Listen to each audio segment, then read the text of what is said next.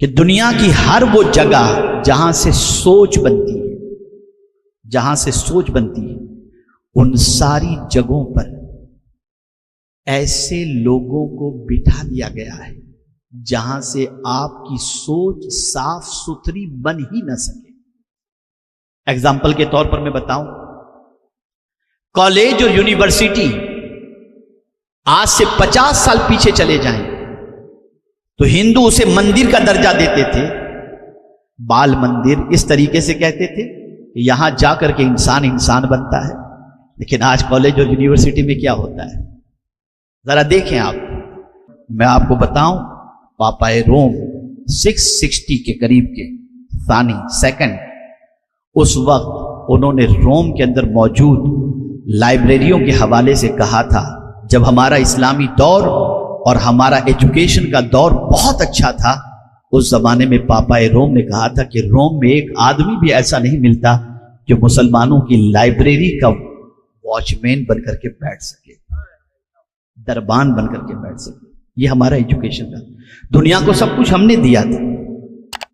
میں آپ کو بتاؤں، لائبریریاں ہماری اتنی بڑی تھی کہ 6 لاکھ کتابیں ایک لائبریری کے اندر ہوا کرتی تھی، ایک لائبریری میں 6 لاکھ کتابیں۔ آج کی طرح کتابیں نہیں، آج کی طرح نہیں۔ آج تو آپ دیکھیں پرنٹنگ مشین موجود ہے، ایک کتاب کو چھپنے میں وقت کتنا لگتا ہے، ایٹ اے ٹائم ہزاروں کتابیں چھپتی ہوئی نظر آتی ہیں۔ لیکن میں اس زمانے کی بات کرتا ہوں جب پرنٹنگ پریس بھی نہیں تھا، کاغذ بہت کمیاب تھا، اور یہ 6 لاکھ کتابیں کسی پریس کے اندر نہیں، ہاتھوں سے لکھی ہوئی کتابیں تھیں، اور تقریباً سبجیکٹس کی کتابیں تھیں۔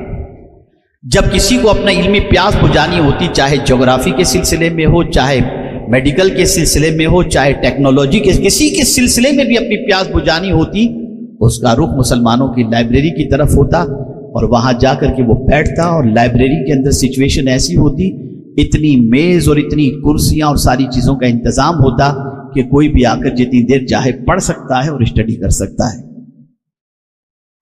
لیکن اب تو ہمارے محلے میں جوا خانے کھل گئے،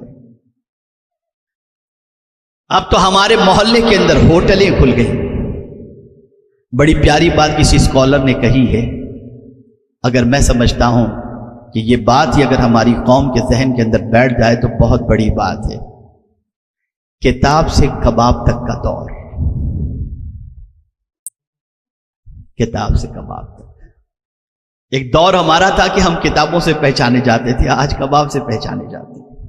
یہ ہمارا حال ہے، یہ ہماری سچویشن ہے۔ کیا ہم میں کہ کسی شخص نے یہ اپنے اندر جذبہ پیدا کیا کہ میں مرنے سے پہلے ایک اسکول بنا کر کے مروں گا؟ کیا میں اپنی دولت کا استعمال اپنی قوم کو اٹھانے کے لیے کروں گا؟ کیا میں اپنی دولت کے ذریعے یونیورسٹیز قائم کروں گا؟ خدا کی قسم، پورے بھلواڑہ ضلع کے اگر لوگ شادیوں میں ہو جانے والے اخراجات کو صرف فضول خرچی کو روک لیں اور اس پیسے کو جمع کریں تو ہر سال بھلواڑہ ضلع کے اندر ایک یونیورسٹی قائم ہو سکتی ہے۔ لیکن آج دیکھیں ہم کیا کر رہے ہیں، جہالت کی وادیوں میں بھٹک رہے ہیں، تعیشات ہمارے کم نہیں ہوتے۔ کھانا کھانا ہے تو یہاں سے ممبئی تک کا سفر کرتے، چلو وہاں کا ڈھابا اچھا ہے۔ عجیب سچویشن ہو گئی ہماری، عجیب حالت ہو گئی ہماری۔ کیا یہی ہمارا پاش تھا؟ کیا یہی ہمیں اسلام نے تعلیم دی تھی؟ کیا اسی دین کے لیے ہم اس دنیا کے اندر آئے تھے؟ ہم تو اس لیے آئے تھے کہ تعلیمی انقلاب پیدا کریں۔ ہماری ایک آئیڈینٹی تھی، ہماری ایک پہچان تھی۔ میں آپ کو بتاؤں، فرانس کا ایک اسٹوڈنٹ بغداد کی سرزمین پر آیا صرف یہ دیکھنے کے لیے کہ یہاں پر موجود یونیورسٹیز کا ایجوکیشنل اسٹیٹس کیا ہے، تاکہ میں یہاں پر تعلیم حاصل کرنے کے اندر اپنے آپ کو بہتر محسوس کر سکوں۔ وہ آیا، بغداد کی سرزمین پر پہنچا، اور بغداد کی سرزمین پر آنے کے بعد تھوڑا سا گلیوں میں چلنے لگا۔ وہاں کے لوگوں نے، وہ نوجوان جو گلی کوچوں میں چلا کرتے تھے، انہوں نے اس اجنبی کو دیکھا کہ یہ آدمی شاید باہر کا لگ رہا ہے، کوئی مسافر لگ رہا ہے، تو اس سے ملاقات کی، ہائے ہیلو کیا، اور اس کے بعد اس سے پوچھا کہ آپ کہاں سے آئے؟ تو انہوں نے کہا فرانس سے آئے ہوں۔ کیسے آنا ہوا؟ یہاں کی یونیورسٹیز کو دیکھنے کے لیے آیا تاکہ اپنی علمی پیاس کو بجھا سکوں۔ بات کرتے کرتے ان 4 نوجوانوں سے उस फ्रांस से आए हुए लड़के ने सवाल किया, एक से पूछा आप क्या कर रहे हैं? तो उस नौजवान ने, जिसकी उम्र 20 साल की रही होगी, कहा मैं जियोलॉजी कर रहा हूं और जियोलॉजिस्ट बन रहा हूं। दूसरे से पूछा तुम क्या कर रहे हो? कहा मेडिकल की फील्ड में मेहनत कर रहा हूं। तीसरे से पूछा तो उसने भी इकोनॉमी के सिलसिले में बताया। चौथे से पूछा तो उसने अपनी फील्ड के हवाले से, फलकियात के हवाले से बताया। तो उसने सर पकड़ लिया। देखिए ये हमारा पास्ट। उसने सर पकड़ लिया और फ्रांस से आए हुए उस नौजवान ने कहा, जिस शहर की गलियों में पढ़ने वाले इतने पढ़े लिखे हों, उस शहर की यूनिवर्सिटी के अंदर कितने पढ़े लिखे लोग मौजूद होंगे। ये हमारा पास्ट था। आज गुटखा खाने वाले हमारे लोग, सिगरेट पीने वाले हमारे लोग, रात को 3 बजे तक जागने वाले हमारे लोग, आवारगी के अड्डों पर जाने वाले हमारे लोग, ये हमारी पहचान बन गई। क्या है हमारी आइडेंटिटी आज? क्या हमारी शनाख्त है? आप मुझे बताइए। और हमने क्या किया एजुकेशन के लिए? ए रसूल आजम सल्लल्लाहु अलैहि वसल्लम के दीवानों, जब मैं एजुकेशन के हवाले से हुजूर सल्लल्लाहु अलैहि वसल्लम के इरशाद को पढ़ता हूं तो मेरी अक्ल दंग रह जाती है। हजरत अब्दुल्लाह इब्न मसऊद रदी अल्लाह तआला अन्हु, जो जलील क़द्र सहाबी हैं, जिन पर एजुकेशन नाज करता था, वो हजरत अब्दुल्लाह इब्न मसऊद कहते हैं कि कल बरोज़ क़यामत वो शोहदा जिन्होंने राह खुदा में जान दे दी, वो कयामत में उलमा के मकाम को देखकर ही हसरत करेंगे कि काश हमारे पास भी इल्म की दौलत मौजूद होती।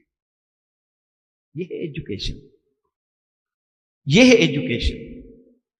आप जरा देखें, माएं अपने बच्चों को एजुकेशन के लिए छोड़ देती थी।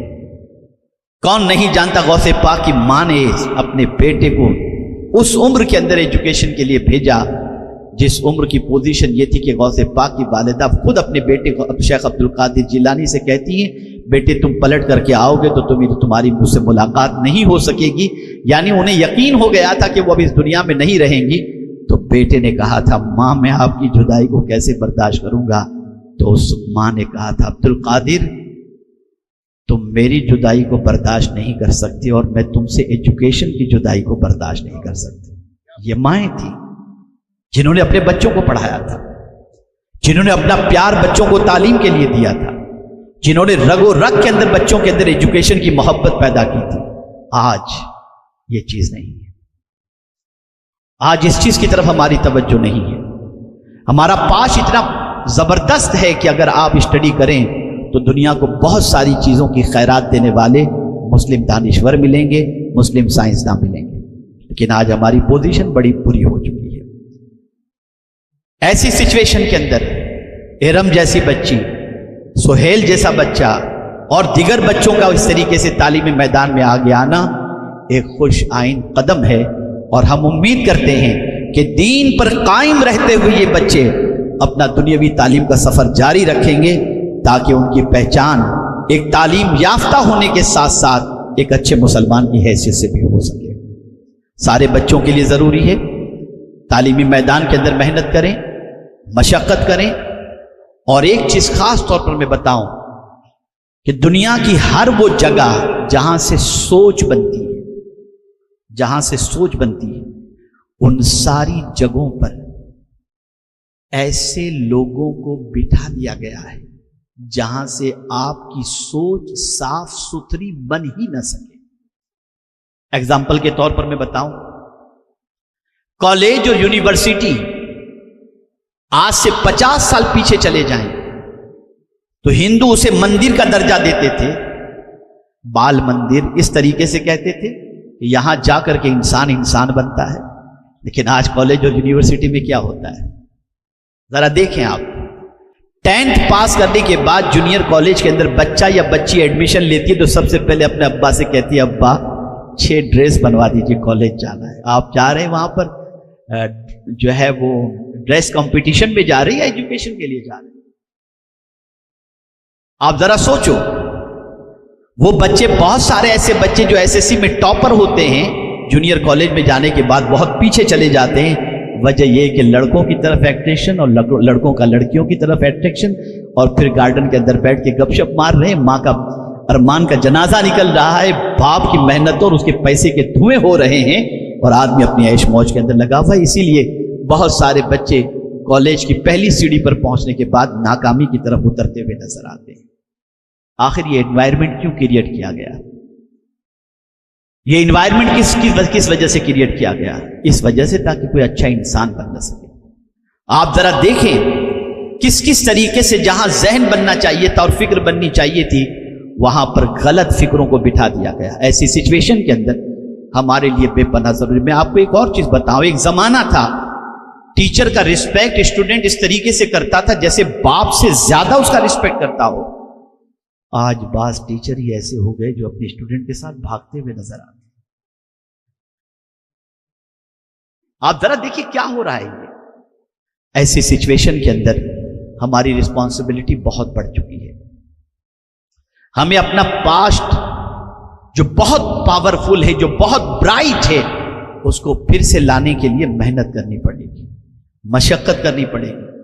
فیوچر کا پلان بناؤ، ہر محلے کے اندر ایک اسکول بناؤ، ہر محلے کے اندر ایک مدرسہ بناؤ، اپنے سرمایہ کو قوم کی تعمیر کے پیچھے خرچ کرو۔ یہ سرمایہ ضائع نہیں ہوگا، یہ سرمایہ دنیا میں بھی تمہیں عزت دے گا اور آخرت میں بھی تمہیں عزت عطا کرے گا۔ اپنے سرمایہ کو تعیشات کے اندر خرچ کرنا بند کرو۔ جس قوم کی عورتیں سگنل پر برقع پہن کر بھیک مانگتی ہوں، اس قوم کو عیاشی میں پیسہ اڑانے کی کوئی اجازت نہیں، کوئی حق نہیں۔ جس قوم کے بچوں کی پوزیشن یہ ہو کہ فیس کے لیے در بدر کی ٹھوکریں کھاتے ہوں اور وہ قوم عیاشی میں اپنی دولت کو خرچ کرے، اسے کوئی حق نہیں بنتا۔ کیا جواب دو کہ کل بروز قیامت؟ کیا اسی لیے تمہیں دولت دی گئی؟ اس لیے میری گزارش ہے، مائیں عورتیں ہر شادی میں نئے ڈریس کا شوق ختم کریں اور مارا رہ متحرہ سے ملنے والے عظیم نعرے کو اپنی زندگی کا مقصد بنائیں۔ اور وہ نعرہ یہ ہے، آدھی روٹی کھائیں گے، بچوں کو پڑھائیں گے۔